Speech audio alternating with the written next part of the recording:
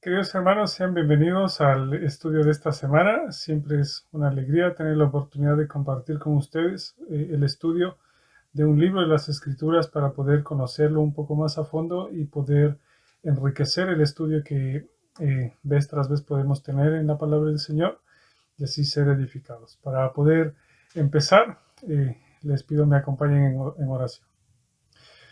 Padre que estás en los cielos, te damos gracias, Señor, por tus misericordias abundantes en todo tiempo, en que eres un Dios, Señor, que no es cambiante, sino que permanece fiel y permanece desde siempre y para siempre. Ahora, al estudiar tu palabra, un poco del trasfondo del libro de Ageo, pido tu dirección, tu misericordia, para ayudarnos a entender, Señor, qué es lo que quisiste transmitir a tu pueblo en aquella ocasión y que también sigue eh, diciéndonos este libro a nosotros hoy en día.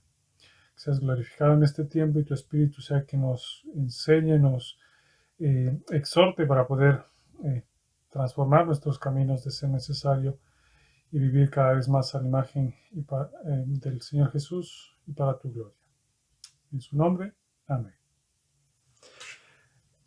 El libro de Ageo es un libro corto en el Antiguo Testamento, es en realidad el segundo libro más corto después de Abdías, solamente tiene 2 capítulos. Pero esto no hace que sea un mensaje escaso, sino que podemos obtener mucha información y mucha enseñanza de él. Y vamos a ir a través de los puntos necesarios para conocer su trasfondo, empaparnos un poco más de lo que este libro nos quiere enseñar.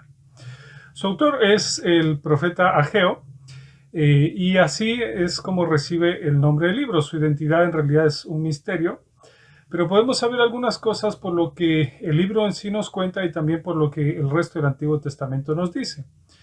Ageo fue uno de los 3 profetas posexílicos y en realidad el primero en este periodo con la tarea de transmitir el mensaje al pueblo de Dios.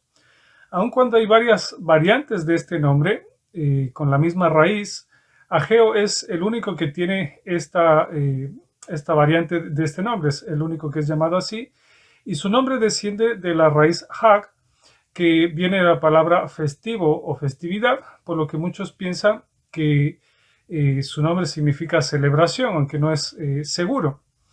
Y también podemos decir que por su referencia al templo de Salomón, en Ageo 2.3, hay quienes piensan que probablemente él nació antes de que el templo fuera destruido y consecuentemente la edad de Ageo ya era una edad avanzada cuando él hizo su mensaje. Solo encontramos una referencia a Ageo en el libro de Esdras y podemos ver que en ambas ocasiones él es mencionado junto con Zacarías, ¿sí? Con el cual él era también contemporáneo, y ambos tienen el mismo mensaje de reedificación dirigido de Dios hacia su pueblo. En cuanto a la fecha, podemos decir que no hay problemas con identificar cuándo fue el libro escrito, porque Ageo nos da información muy específica en cuanto a los tiempos y las fechas en que él recibe cada una de las visiones. Y como ahora les voy a presentar en este cuadro muy elaborado, como verán, Ageo recibe en 3 ocasiones diferentes 5 mensajes. En la primera ocasión y en la última recibe 2 mensajes el mismo día. Y esto sucede en un espacio muy corto de tiempo. ¿Sí? Básicamente en 4 meses sucede todo lo que el libro de Ageo nos cuenta.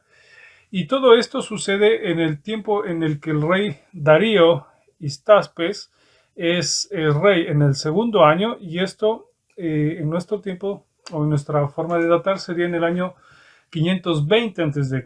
¿Sí? Entonces, todo esto que nosotros encontramos visto aquí lo podemos ver datado específicamente en el libro, y el primer versículo nos da mucho del contenido que el contexto nos puede enseñar. El texto nos dice: en el año segundo del rey Darío, en el mes sexto, en el primer día del mes, vino palabra de Jehová por medio del profeta Ageo a Zorobabel, hijo de Salatiel, gobernador de Judá, y a Josué, hijo de Josadac, sumo sacerdote, diciendo. Algo que es digno de ser destacado en la forma en cómo Ageo data el tiempo de su profecía es que, a diferencia de los libros proféticos anteriores al exilio, los cuales tomaban como referencia cronológica al rey de turno de su propio pueblo, Ageo, como vemos aquí, toma como referencia al rey persa, a Darío. Y esta es una muestra de lo diferente que iba a ser para los judíos su vida como nación de allí en adelante, ya no siendo un pueblo independiente, sino un pueblo gobernado por un pueblo gentil, la mayoría del resto del tiempo que les quedaría como nación. Y esta es una forma de datar que vemos permanece hasta el Nuevo Testamento, ¿sí? Cuando se cita el tiempo en que los reyes gobernaban, eran reyes gentiles, ¿sí? Algo más que podemos notar es que aun cuando el ministerio profético de Ageo fue corto, en caso de que así lo haya sido, y en caso de que su ministerio se hubiera limitado solamente a estos 4 meses en los cuales el libro nos dice, él transmitió su mensaje, nos quiere decir que fue un ministerio corto y hay quienes dicen incluso que esto se debía a que su edad era avanzada y su muerte detuvo este ministerio, dándole incluso paso a Zacarías para que continuara con la tarea. Esto claramente es una especulación, pero lo que sí podemos decir con seguridad es que, a pesar del corto mensaje que el libro nos deja, este impactó grandemente la vida del pueblo y la vida de los líderes, llevándolos a cumplir con el mandato que Dios les estaba dando a través de este mensaje que Ageo nos deja en su libro. El pueblo, el que recibe el mensaje, es el pueblo al que Dios comunica después del exilio, específicamente el pueblo que regresó a Jerusalén. Luego de haber regresado, este pueblo estuvo por cerca de 15 años avanzando con la edificación de sus casas, con la edificación de la ciudad, para poder establecerse y poder retomar una vida normal, pero habían dejado de lado la reconstrucción del templo, ¿sí? Hubo una iniciativa temprana para que ellos edificaran el templo. El libro de Esdras nos dice, en realidad, mucho del contexto que podemos tener aquí en Ageo es enriquecido con el libro de Esdras. Es bueno, si queremos entender un poco más del contexto, leer ambos libros simultáneamente y así entendemos más Ageo.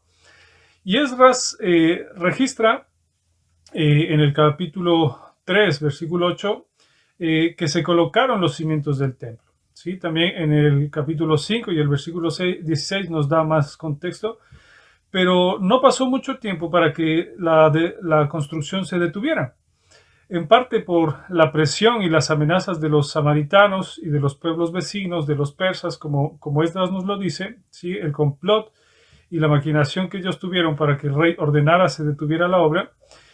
Pero después de este tiempo, en realidad, el mayor impedimento fue la pereza espiritual que el pueblo tuvo, ¿sí? No haber confiado en Dios lo suficiente como para continuar la reedificación del templo.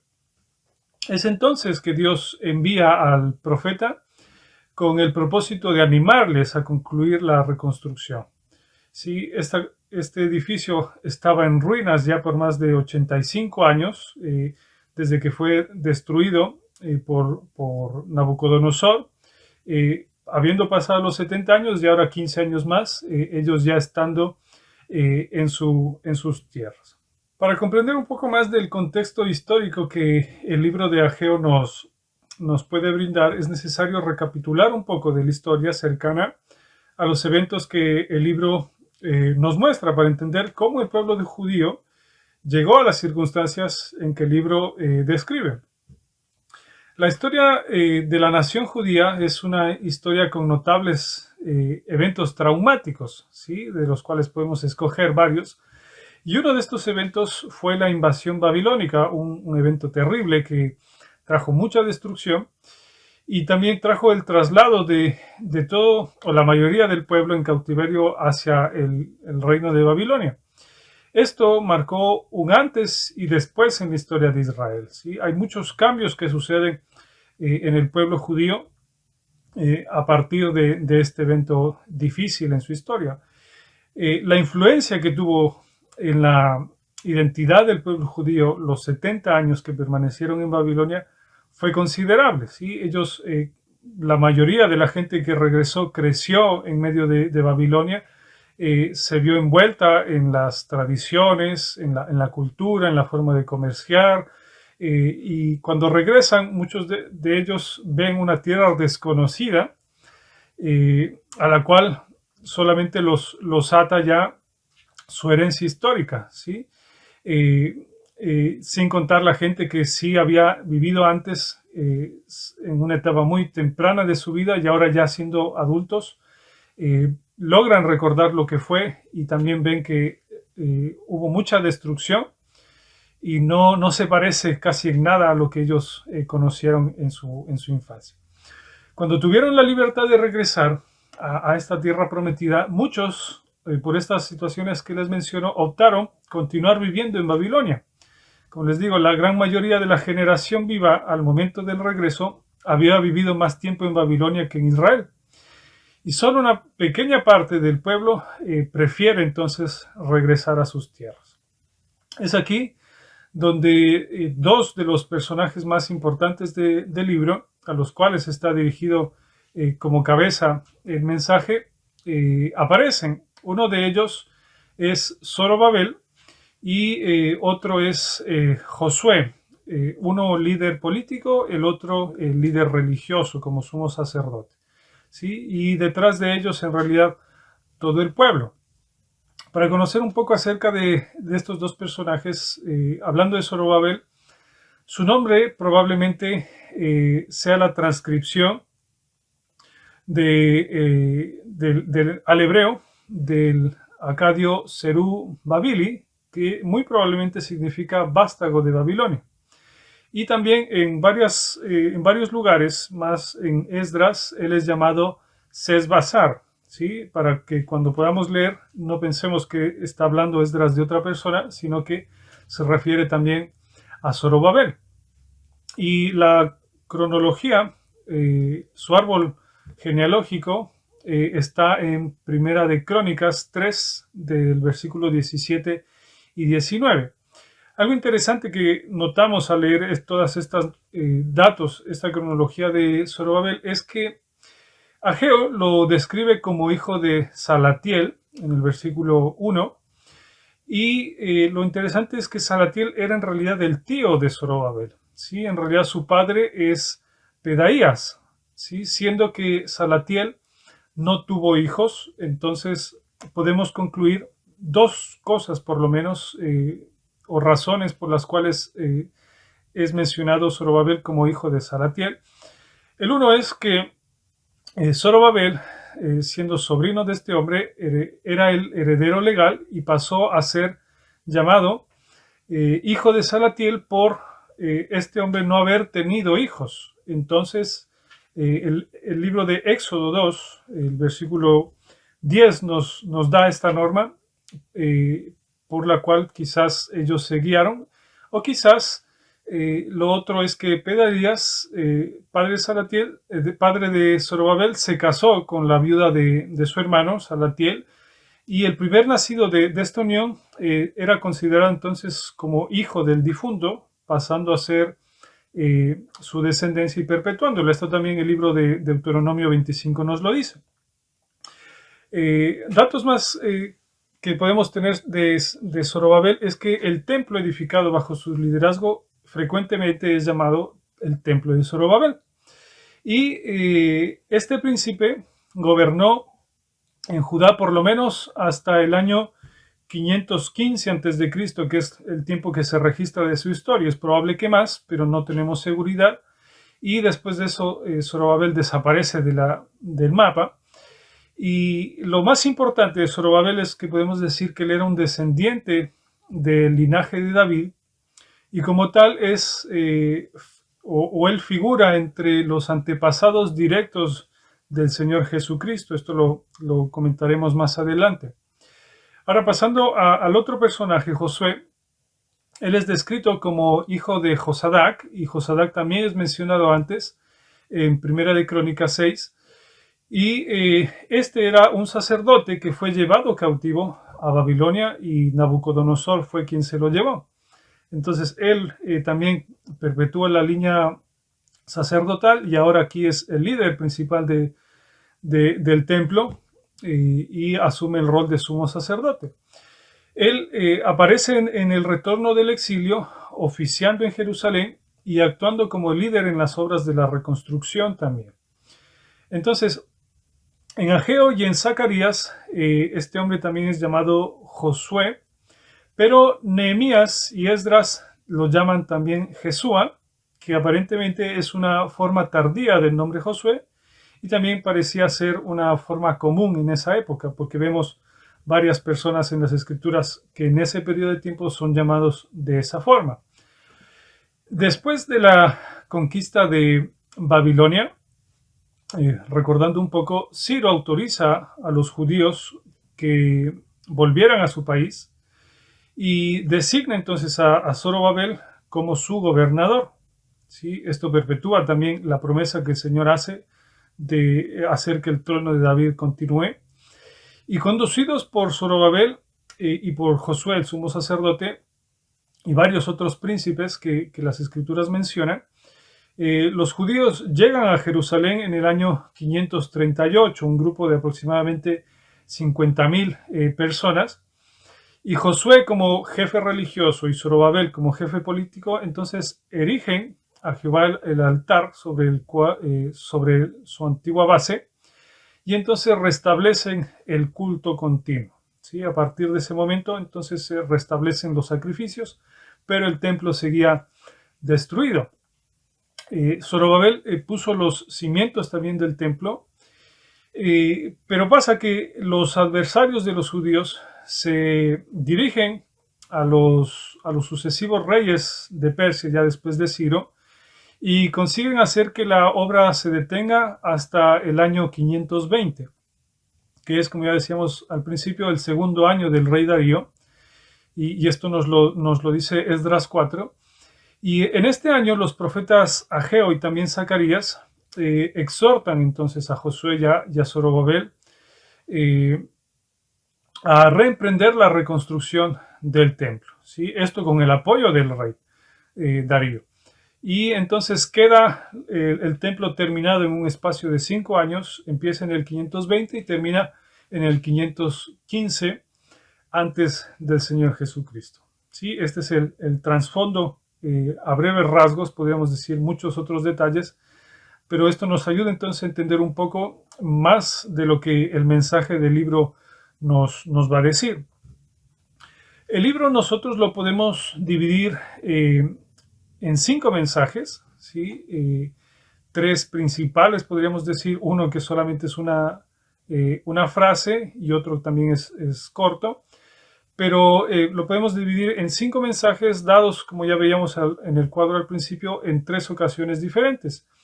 Y estos mensajes, ya lo hemos mencionado, iban dirigidos a Zorobabel, a Josué y detrás de ellos todo el pueblo.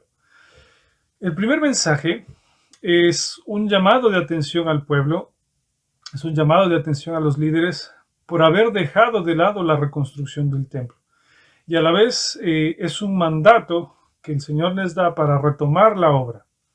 Dios reprende al pueblo en este mensaje por 2 cosas. La primera es lo que el versículo 1-2, el capítulo 1, versículo 2, nos dice. Como pueden ver, la palabra del Señor nos dice, este pueblo dice, no ha llegado aún el tiempo de que la casa de Jehová sea reedificada. Este era el pensamiento del pueblo. Y aquí Dios hace referencia a este pensamiento en el que ellos consideraban no era el momento adecuado para que pudieran continuar la reconstrucción del templo. Y las motivaciones aparentes para esta actitud que tenía el pueblo se encontraban primero en la oposición que ya años anteriores habían tenido de parte de los pueblos persas, de los samaritanos y varios otros pueblos. Y a esto también se sumaba las dificultades económicas que su condición como nación les traía, ¿sí?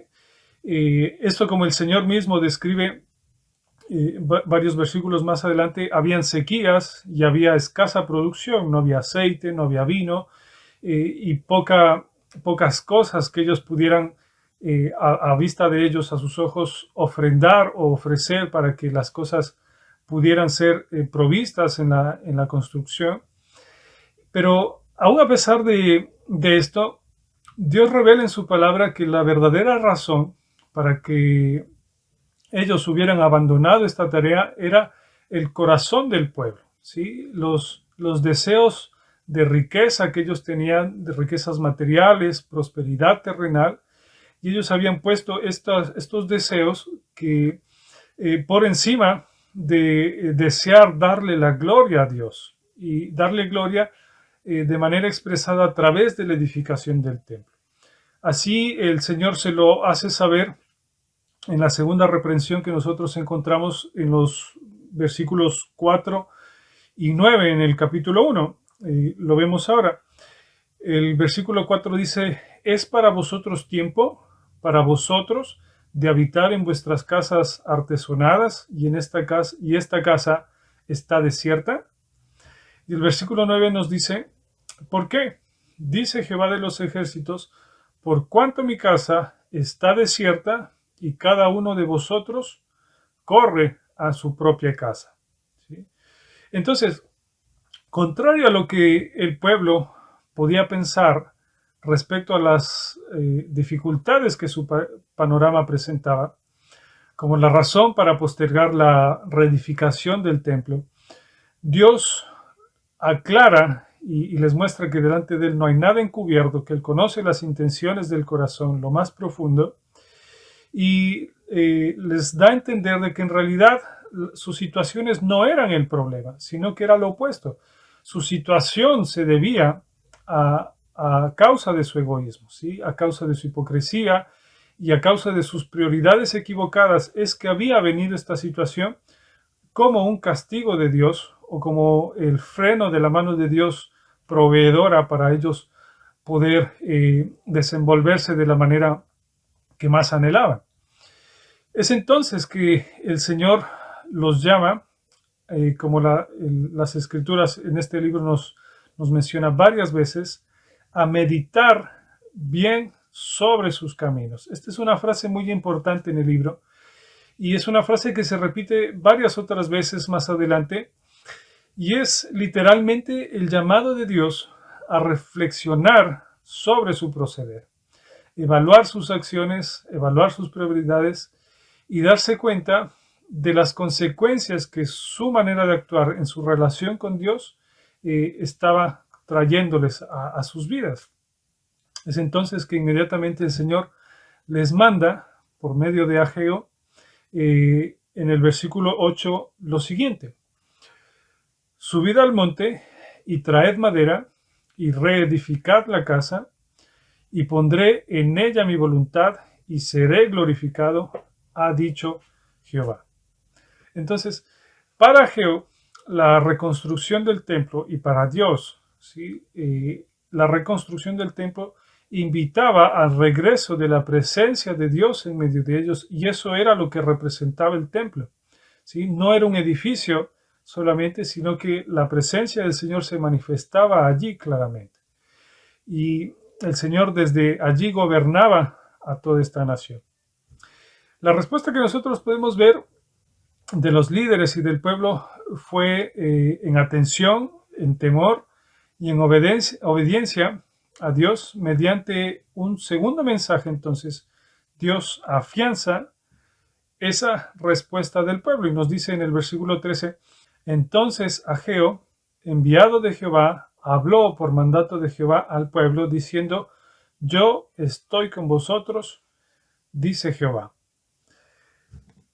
Esto provocó confianza en el cuidado de Dios para enfrentar bajo su protección Eh, por un lado, los conflictos que podrían despertarse con sus naciones vecinas al ellos mirar que estaban continuando nuevamente la edificación, y por otro lado, el que él supliría no solamente lo que necesitaban en materiales para la edificación, sino también para el sustento del pueblo mientras ellos destinaban de su tiempo, de sus tesoros, eh, a, a la obra, y ellos sean sustentados a la vez. Es así como en el día 24 del mes sexto del segundo año de Darío, es decir, poquísimo tiempo, 24 días después, se retoma la construcción, y es en que entonces la obra se pone en marcha.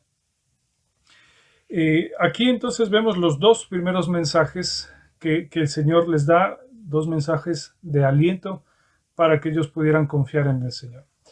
El tercer mensaje llega 50 días después del primero, es decir, como el versículo 1 del capítulo 2 nos dice, en el mes séptimo, a los 21 días del mes. ¿Sí? Aquí el Señor apunta a quienes pudieron conocer el templo de Salomón y los invita a compararlo con lo que se estaba construyendo delante de sus ojos, y la diferencia era tan grande que Dios mismo nos dice, ¿no es ella como nada delante de vuestros ojos?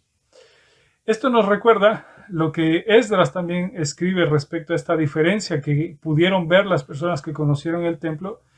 Y Esdras nos dice en el capítulo 3, versículo 12, y muchos de los sacerdotes, de los levitas y de los jefes de las casas paternales, ancianos que habían visto la casa primera, vieron echar los cimientos de esta casa, lloraban en alta voz, mientras muchos otros daban grandes gritos de alegría.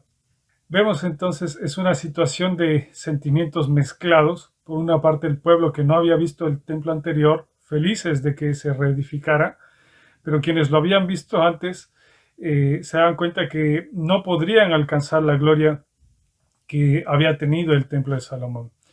Y a pesar de la gran diferencia en el esplendor entre ambos templos, el Señor nuevamente anima y también manda a que se esfuercen a Zorobabel, a Josué, a todo el pueblo, pues como ya se los había dicho antes, les vuelve a decir, porque yo estoy con vosotros, ¿sí? Y así les recuerda, usando estas frases, el ya antiguo pacto que él había hecho con el pueblo al sacarlos de Egipto, en el cual había prometido que él estaría con ellos, su espíritu estaría con ellos.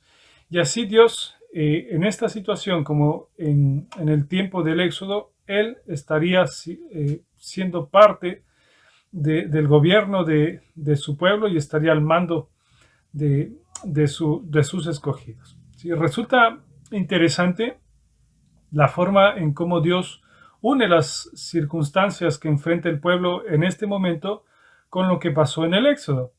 Más allá de que en ambas situaciones vemos hay un Josué, un detalle que parecería en realidad ser menor, ambas ocasiones mantienen similitudes y marcadas diferencias que potencian lo que el Señor nos está diciendo. Pocas similitudes son, por ejemplo, el que ellos se enfrentaran el reto de edificar una nación en la misma tierra dos veces, ¿sí? Una cuando llegaron la primera vez y luego vuelven a reedificarla, a retomar este lugar. También vuelven luego de haber estado cautivos en una tierra extranjera, al principio en Egipto, luego en Babilonia, y son liberados por la mano de Dios, y en medio de naciones paganas también en ambas circunstancias. Las diferencias que sí podemos ver y que son marcadas en grande forma es que el número del pueblo que regresaba en esta ocasión y el número del pueblo que tenía el mandato de retomar la construcción del templo es mucho menor al que ingresó en el tiempo del Éxodo. También los recursos eran mucho más escasos y la tierra prometida en ese momento distaba por mucho de asemejarse a lo que Josué y Caleb habían explorado junto con los demás espías, siendo descrita como un lugar donde destilaba leche y miel. Hoy no se hubieran sentido seguros de describirla de esa manera, pero a pesar de esto, la mayor similitud e importancia que ellos tienen en ambas situaciones es que nuevamente es el Señor el que los introducía a aquella tierra y quien los afirmaba en aquella tierra, ¿sí? Y quien les mandaba a ser esforzados y también a no temer, pues Él era el que estaba con ellos. Él era el que estaba delante de ellos y lucharía por ellos. Es aquí entonces que llegamos a los versículos 6 en adelante del capítulo 2, y estos son los que más reto representan en la interpretación de este libro. Los siguientes versículos de aquí en adelante nos hablan que a pesar de lo muy inferior que este templo sería en esplendor, Dios haría que la gloria de este templo fuera mayor al del templo anterior. ¿Sí? La forma o cómo el Señor lo haría es sujeto de debate. Y hay básicamente dos interpretaciones importantes, pero los textos nos dicen lo siguiente, del 6 al 9, porque así dice Jehová de los ejércitos: de aquí a poco yo haré temblar los cielos y la tierra, el mar y la tierra seca, y haré temblar a todas las naciones, y vendrá el deseo de todas las naciones, y llenaré de gloria esta casa, ha dicho Jehová de los ejércitos. Mía es la plata y mío es el oro, dice Jehová de los ejércitos. La gloria postrera de esta casa será mayor que la primera, ha dicho Jehová de los ejércitos, y daré paz en este lugar, dice Jehová de los ejércitos. Entonces, varias traducciones se sugieren de este texto. No hay un consenso en cómo traducir de mejor forma y cómo interpretar incluso, pero como ya les decía, hay dos interpretaciones que parecen ser las más serias y las más posibles. Una es que al preceder a la declaración mía es la plata y mía es el oro, y a hacer referencia a textos como Isaías 65 y también Zacarías 14:14, hay quienes argumentan que Ageo está pensando en la ciudad de Jerusalén y a que se llevaría la riqueza de las naciones a aquel lugar durante el reino milenial. Pero la interpretación más aceptada, sin embargo, es que se está haciendo referencia en este texto al Mesías, al Señor Jesús, ¿sí? Al libertador que anhelan todas las naciones y por eso es deseado por todas ellas. Esta interpretación es la interpretación más tradicional, también es la interpretación con mayor respaldo de parte de los rabinos de la antigüedad y también de parte de la iglesia primitiva. Y es que la mención de la gloria en la última parte de estos textos sugiere una referencia personal al Señor Jesús, al Mesías, ¿sí? Como el resplandor más grande que ese templo haya tenido. El cuarto mensaje, entonces, que el libro de Ageo nos da, vino 2 meses luego de este último que analizamos. Esto sucede en el día 24 del mes de Kislev, ¿sí? Que corresponde al 18 de diciembre del año 520 a.C. Y esto apenas un mes antes, Zacarías había comenzado su ministerio profético. Entonces hubo un tiempo en el que ellos cumplieron el ministerio juntos o a la vez. Y este mensaje guarda una similitud con el primero, porque es un llamado nuevamente al pueblo a meditar en sus caminos por la forma en cómo se han conducido delante del Señor y la consecuencia de la escasez que ellos están teniendo a causa de su actitud. Eh, para esto se usa una analogía mediante dos preguntas para mostrar que la limpieza ceremonial no se puede transferir. Y también que la segunda pregunta muestra que la impureza ceremonial sí puede ser transferida. Los textos nos dicen lo siguiente: si alguno llevare carne santificada en la falda de su ropa, y con el vuelo de ella tocare pan, o vianda, o vino, o aceite, o cualquier otra comida, ¿será santificada? Y respondieron los sacerdotes y dijeron, no. Y dijo Ageo, si un inmundo, a causa de cuerpo muerto, tocare alguna cosa de estas, ¿será inmunda? Y respondieron los sacerdotes y dijeron, inmunda será. La aplicación que Ageo hace a estos textos es que aun cuando el pueblo había traído las ofrendas que Dios les manda, mientras ellos no prestaban atención a la reconstrucción del templo, habiéndola dejado de lado, sus ofrendas no eran recibidas como aceptables. Su pecado había contaminado sus ofrendas, no eran ofrendas limpias, y éstas entonces perdían todo el valor de ser.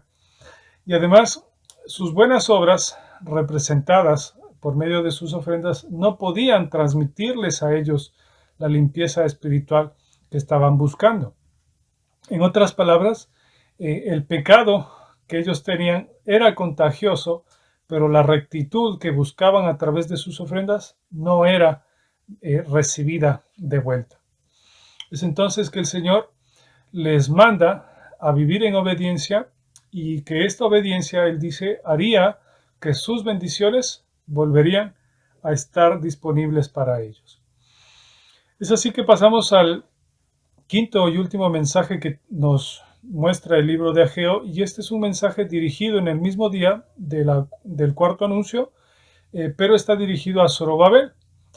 Y aquí en esta porción que leeremos a continuación, se habla de Zorobabel como el anillo de sellar escogido por Dios. Nos dice lo siguiente, el versículo 21 en adelante, habla a Zorobabel, gobernador de Judá, diciendo, yo haré temblar los cielos y la tierra, y trastornaré el trono de los reinos, y destruiré la fuerza de los reinos de las naciones, trastornaré los carros y los que en ellos suben, y vendrán abajo los caballos y sus jinetes, cada cual con la espada de su hermano.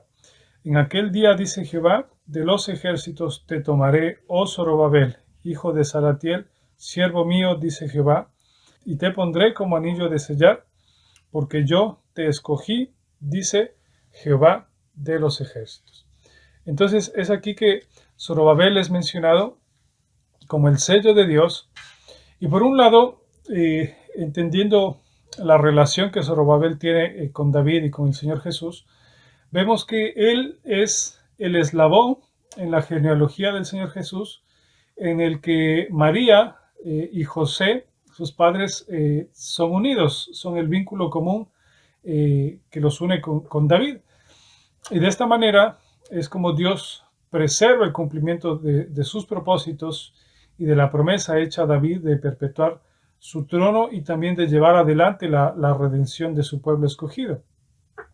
Pero también al ver la magnitud que tiene la profecía, lo grande que vemos de los eventos, nos damos cuenta de que esta profecía no fue cumplida totalmente en el Antiguo Testamento. Eso nos hace entender que el anuncio va más allá de Zorobabel, proyectándose directamente a futuro con el Señor Jesús siendo el cumplimiento total de este mensaje.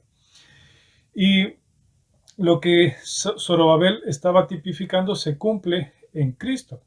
El mensaje describe el derrocamiento de los reinos del mundo y el establecimiento del reino de Dios. ¿Sí? La promesa pertenece al linaje real a través del cual Él vendría, a través del cual el Señor Jesús vendría, y se adelanta al día final en que el Mesías entonces reinaría eternamente sobre la tierra y sobre todos. Es así como analizamos, hermanos, los mensajes breves que nos presenta este libro.